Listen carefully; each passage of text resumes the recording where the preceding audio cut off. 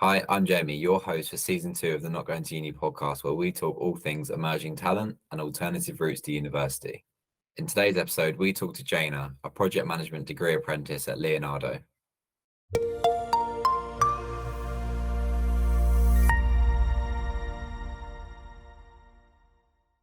Hi, Jainna, welcome to the NGTU podcast. How are you?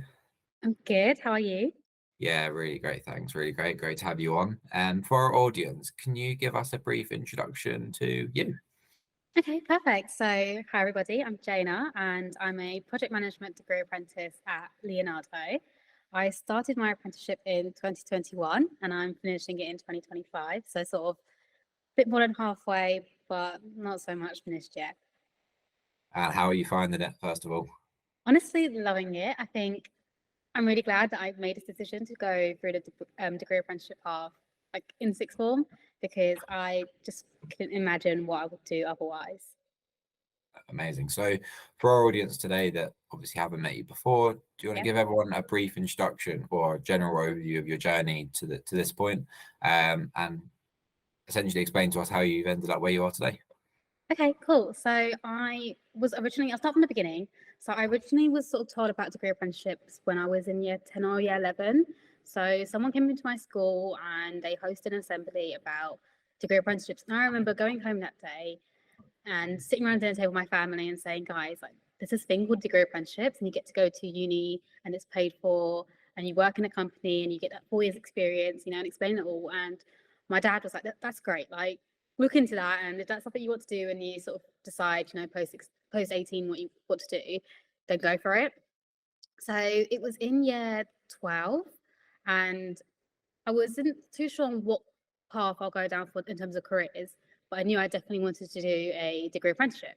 So I did like a whole load of work experience in like law, finance, investment banking, um, and I just didn't love any of them enough to say like, yes, this is perfect for me. So when I was applying in year 13, it was either university as a sort of a backup for me or a degree apprenticeship, and I ended up deciding to go for the project management route simply because at school I was head girl. It feels so crazy to think about school because I was so long ago. But at school I was head girl and I was organising our prom, our yearbooks, our leavers hoodies, and obviously as well studying for my A levels. And I just did all those projects at the same time, and it all turned out quite well. So that's made me realise that I actually really liked project management and I had a skill set for it, which made me decide project management. So I was applying and I got my current apprenticeship, which was my favorite one when I was applying. So as soon as I got this offer, I was like, that's it. Like stop applying to everything else, accept this Decision offer. made. Yeah, exactly. Decision made. And yeah, here I am today. Amazing. So, project management then. So it sounds like it's a core example of someone who's looked at their skills or I guess their interests and immediately applied that into a career. But I guess did from that point, did you always know you wanted to go into project management, or like what was the spark that maybe ignited that potential interest?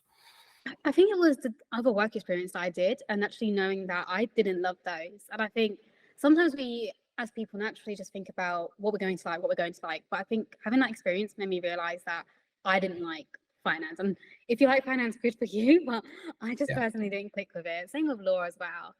And I think having that trial and error to say yes to this and just knowing what my no's were really helped me decide that project management was actually a yes for me because of my skill set and where I was in sort of as a person in year 13. That work experience piece is so important, isn't it? 100%. And I think having a range of work experience, different companies, different industries really did help me. Yeah, no, 100%. So project management, I know can vary in loads of different industries. So do Mhm. you want to talk to us a little bit more about your current role and I guess what a typical day in the life of Jainna looks like? Perfect. Yeah. So I work at a company called Leonardo, so an aerospace defense and security company. And the way they've structured their apprenticeship is it's a 4 year scheme, 1 day at university a week. And for the rest of my sort of apprenticeship scheme, I work around in placements. So I move around the business and from like different sort of functions that work in project management. So risk management, finance, procurement, commercial, other project management functions, different departments. And What I like about it is that if I didn't like project management, then I could go into risk management or I could go into procurement, and I had that experience. I do like project management, so I'll stay in project management. But it was nice knowing that I could try the different things, and if I didn't find one that was for me, then I could move elsewhere and sort of look through that career path. Mhm. So what's your favorite thing about working in project management? What gets you up in the morning? What excites you about working in project management? I think the people, I'm very much a people person. So I enjoy, working with different people, working with different teams and understanding what they need from me. And I like it when it's organized, if that makes sense. So, when you're working towards a deadline and you have everything aligned, and of course, problems arise and you've got to fix those problems and, critically think and, work on the spot. So I also like sort of that element. So the problem solving, the people, and also seeing the project from start to finish and knowing that you've achieved something and that you've overcome those challenges on journey and reflecting on all of that. So yeah, actually, there's quite a few things I like about project management, to be honest. So on the flip side to that, what's some challenging things about working in project management? Definitely when those problems arise and you have to work under pressure. So currently working on a bid and deadlines are tight, pressure's high, deadlines are tight, got to work to the schedule, got to complete all the targets and goals. And it is a challenge, but when you overcome that hurdle, it's like, okay, great, we did that. We're ready for the next thing. What else can we do to improve how we deal with that next time? So it's a lot more about reflection and yeah, just acknowledging that yes, you've overcome some challenges and you did that really, really well. And how do you kind of deal with that? Not only you, but as a kind of team. I think communication is one of the main core skills needed in project management, and I think having that open communication is so important to establish where everyone is in terms of progress and difficulties, but also knowing that as a team we need to work together to communicate who's got the most work and how can we support them, Yeah. what they need from us. And how do you kind of work with how do you kind of work with other teams kind of in the business, like on different projects and stuff? Like what's your transparency to kind of working with different teams, and like how do you find that? What really works with the way that my apprenticeship was structured, different placements. So because I spent time in each different placement, I knew the people that I'll be working with risk management, for example, when I'm in my project management placement. So being able to easily call up XYZ person Yeah. and say, hi, I need to get this done. What's the next steps? And knowing that through my apprenticeship, I've been networking with all the different teams and different different people in the company, sorry, and being able to use that all in project management to bring all the people together and achieve the end goal. Yeah, no, that's really helpful, isn't it? I think those apprenticeships that offer those placements that give you an insight before you're essentially doing it is provides a lot of value. It does. Yeah. So anyone that's potentially at school now that have got the same kind of interests and skills that you had, obviously you enjoyed managing projects, you enjoyed organizing things, they might even be head boy or girl themselves. Like what advice would you give those people that are starting to look into potentially project management? Like where did you start? To be honest, I didn't know straight away that project management was for me. So I think my advice for them would be try everything and see what you enjoy. I realized after all I did all those projects and stuff as a student that I really enjoyed leading those projects and I really enjoyed being a person to pick it up from the start and lead it throughout the end. And I think that is what helped me decide that project management was for me, not because I knew straight away, but because after all the things I did throughout school, it made me realize that actually I'm good at certain skills. So my advice would be do everything possible for you to try different new things, learn new skills, and then at the end of it, you can decide what you like and what you don't like. So that was mainly what helped me decide that project management was the right route. Amazing, thank you. And how did you, I mean, I guess university is a very different pathway to a degree apprenticeship or obviously going into full-time work. Obviously when you were weighing up those options, like how did you kind of look at that transition between kind of school and going into like the world of work? Like did that contribute to your decision at all? Like how did you find that transition as a whole? So my school encouraged me to apply to university anyway. So I ended up receiving all my university offers. So when it was deciding between degree apprenticeships or university, my main sort of thought back when I was deciding was where do I see myself in 5 years' time? Where do I see myself in 10 years' time? And how could I get there, in the most sort of efficient way? How can I sort of make that happen instantly? And at school, I didn't love any of my A-level subjects enough to take it further for 3-4 years. I got 4 A stars in my A-levels, so I definitely, worked hard and got the grades I needed for my university offers, but I just didn't want to take any of those subjects further.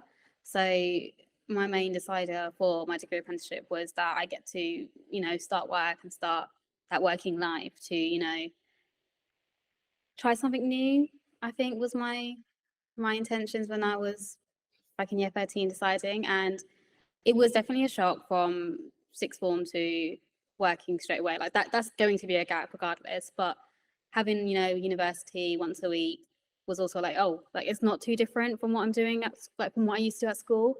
Yeah. And everyone at work, I've got to admit, is so lovely. They really helped you, through the transition period. And there's a good community at work as well in terms of apprentices. So we all went through the same thing at the same time.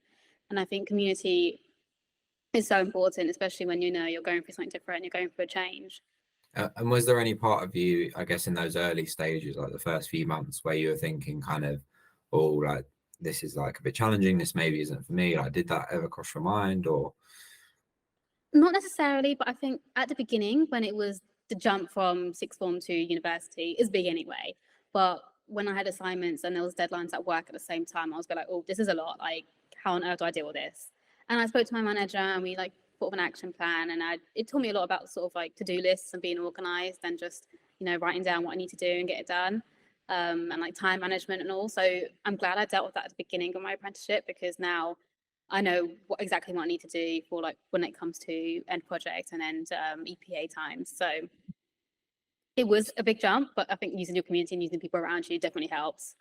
So you've highlighted there a bit of a challenge, I guess, as an apprentice, that time management is obviously really important, particularly on degree focused programs where you do have that 1 day a week, and you've got work outside of work and often working a weekend to get stuff done. So how, I guess, if you've got friends at university or obviously on similar kind of degree apprenticeship programs or in full-time work, like how did you manage or how are you still managing the social side of being an apprentice? Like what are the challenges there, and how have you kind of overcome those to make sure you do still have like a social life and you're still able to go out and do things and be a student still, I guess? Yeah, no, 100%. I think so. Whenever I have exams, I always tell my managers, my placement managers, and always make sure everyone knows, so that if it is an exam period or I've got coursework to do, I have a few hours during my working day that I could just focus solely on that, and that way I'm not, up at 11 p.m. or about silly hours trying to get things done, because that's not healthy. So we're actually allowed to take study leave. So we're actually allowed to take study leave at work. So that always provides that extra cushion of time that I wouldn't necessarily have if I didn't communicate with my managers. So no, that's always good. And I think using work time makes it a bit more flexible, but also sometimes you do need to work those extra few hours in the evening, and that's fine because you're working towards something that will benefit you at the end of the day. And I'm enjoying my degree. I think the modules we do are really interesting, so I wouldn't mind too much doing it for the next few hours, knowing that it's going to help me get my degree, like it's all worth it in the end is what I think. So, and then obviously I get to look forward to a nice little day out on a Friday night, or, out with my friends for dinner, and it all just like sort of work. You work hard for that time, and then you get to, reap the rewards of your hard work. So have you found your qualification has tied in well to your kind of day-to-day job? Because I know, speaking to a lot of kind of apprentices that either come onto the podcast or just in general through the ambassador program, which we'll get onto in a minute. So going back onto your qualification side, and have you found that those university modules have tied in really well to your day job? Because I know, having spoken to kind of different ambassadors and apprentices, sometimes they don't really align and it gets a bit confusing for the day-to-day job. I think the way that my placements work, sometimes they actually fall amongst the modules where I'm studying at the same time. So I was in a risk management module at uni, and I was also in my risk management placement, and it just intertwines so well. And even sometimes when it doesn't intertwine, it still is relevant for perhaps a future placement or even a past placement, just to consolidate what I learn and how to compare it against the theory knowledge that I'm learning, because it will still help me in my next placement in like project management, for example, where it's a bit more holistic. But Yeah. no, yeah, I've actually enjoyed how my university degree is really matched with my placements at work. And I think if it wasn't placements, I might have not experienced that as much. But because I do like change every 3 to 4 months, it helps me with the rotations. Yeah, no, that's really good to hear. So you've been an NGTO ambassador for quite a while now. Yes. So talk to our audience about what the NGTO ambassador program is, what it involves, and if anyone's potentially interested in becoming an ambassador, what to do. Of course. So there's two different roles, aren't there? There's a champion and a star. Correct. I'm a champion. Yay. I'm a champion, and it basically means that I create a piece of content monthly for the social media audience that we have. And it could be a blog, it could be a reel, it could be a day in a life, sort of like regularly posting on the stories, take you through an actual day of life, and you could contact me and get like ask your questions. And there's a range of them. And I've done it for almost 2 years now, I think. So I've really shown my journey from the start to the Wow. end, which is crazy when you think about it, because a year ago, whatever, when I started my role as an ambassador, it was completely different to the experience I have now. I think my most recent piece of content was when I went to Aberdeen through work, and I did like come with me to Aberdeen reel. But even before that, it was there was a competition that me and some of my apprentice colleagues competed in 2022, and I took, not going to uni as I took over the stories on Instagram, and I took like the audience through the day, and we ended up winning that competition. So it was incredible to share that moment with like our audience on social media, and also like document it for myself as well. But no, it's actually really nice to have a direct way to contact people aspiring to be apprentices, or other apprentices in the community as well, because we have Not Going to Uni ambassador socials. But I've enjoyed being an ambassador, especially because I get to like have that one-to-one relationship with aspiring project management apprentices, especially, and helping them through the journey, or just answering those questions that they have. Because when I was in school, there wasn't a lot about degree apprenticeships, and I think there's definitely been more now, but even then there's definitely still a little bit of a gap between what people know and what people don't know, and I'm happy to help with my experiences to fill that in.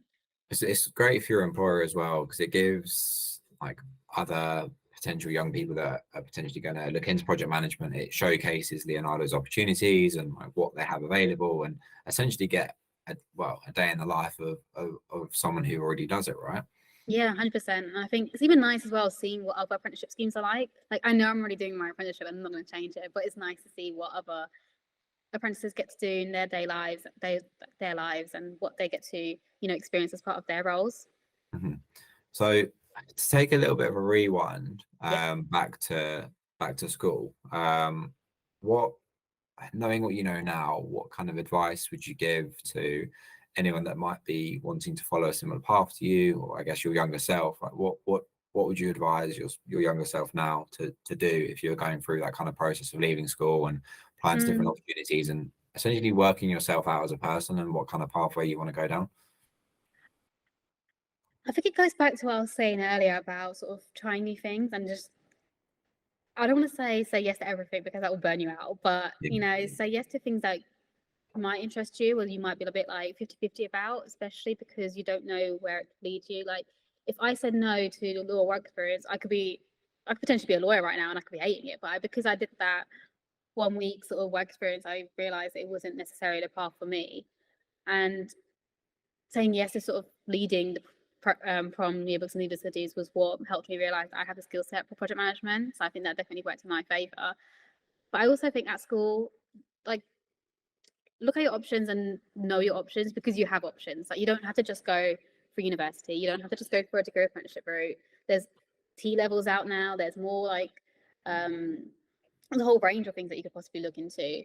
So just do your research, I think, as well, and talk to people. A lot of apprentices, as you're probably aware as well, Jamie, that we're open to a lot of questions. We're open to coaching you and supporting you, and just sharing our advice and our experiences, because we were in your shoes a few years ago, so we understand completely what it was like.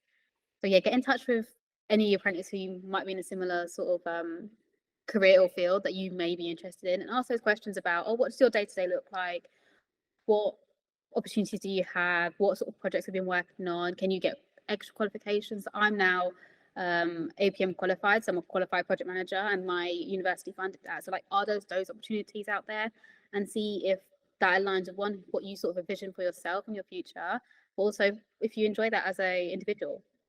Yeah, and how important all of that has networking been for you? Like, I think LinkedIn's becoming a bigger, much bigger thing now, particularly in kind of schools and careers advising students to get on LinkedIn early. Appreciate you might not have a lot to add to LinkedIn when you're at school, but having a profile and having a presence there is definitely becoming something that employers look at for sure. So how important has networking been for you during your apprenticeship, but also I guess during that period where you were applying for opportunities? I think so. A lot of my work experience was people through my network, which I think definitely worked in my favor. And it was through like networks that my teachers had, or networks that my other sort of friends also had. And that definitely does help with people. Like if someone knows you already, they're more inclined to help you. They're more inclined to help you sort of secure that 1 week work experience or so.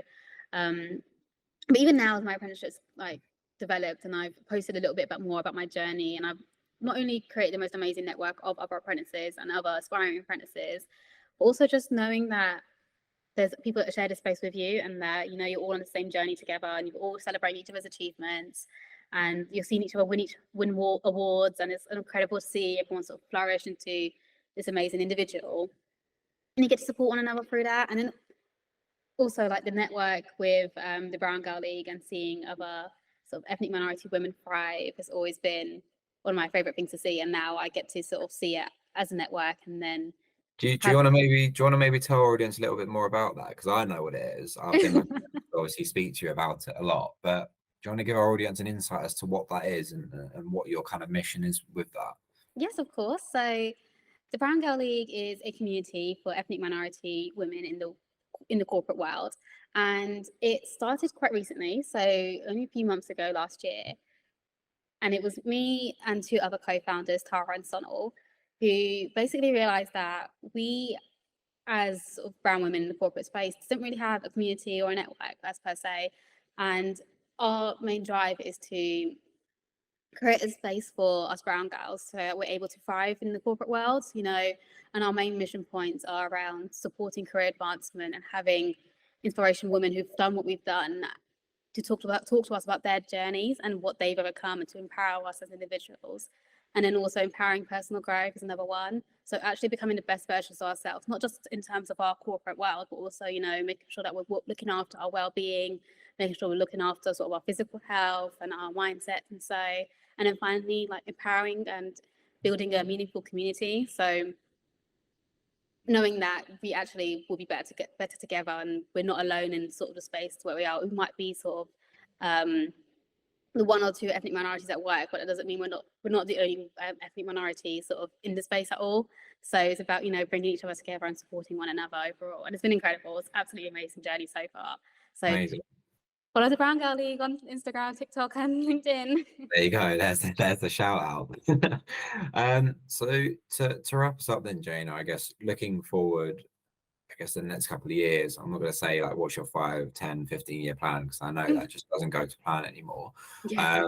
But what are some main goals for you, not only this year, but kind of looking forward to obviously finishing your apprenticeship, qualifying as obviously a full project manager? Well, you already are qualified. I know, it's just crazy. Finishing your degree, like what's on the vision board for you? Oh, okay. So definitely taking the Brown Girl League to the next level. So, keep your eyes peeled. That's coming up very soon. In terms of my degree apprenticeship, deciding where I want to go final placement. So as a degree apprentice, we have our first 3 years in placement, and then for your final year, you choose your favorite placement overall. And that's where you sort of get your prospective job offer from that team. So I'm currently deciding between 2 teams. So definitely in a good position to have options, but also need to make a decision very soon. What else is on my current radar?